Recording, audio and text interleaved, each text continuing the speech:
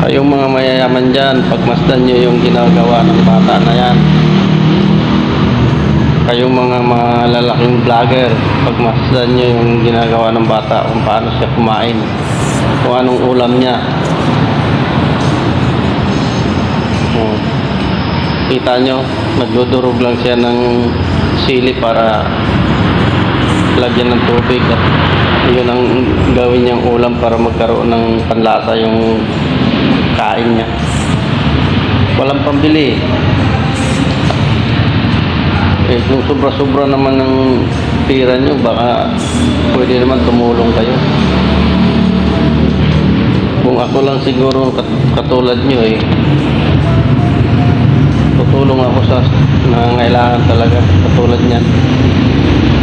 Wala ilolomit, nagdadamutan ako yung aking dollar sa account ko hindi pa ayaw i-release at ngayon pag magbigay man kaunti lang mga coins,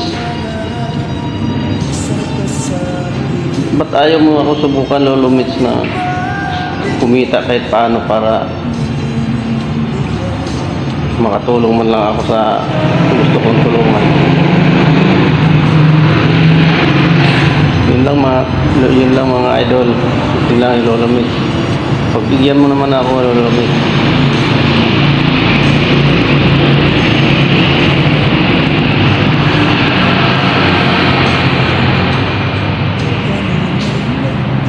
Kawawa talaga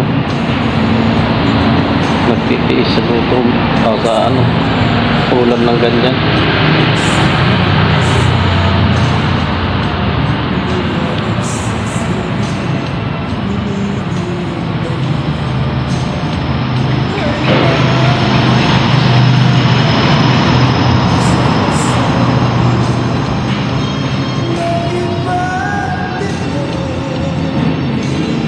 Nakakita talaga ako ng ganyan, parang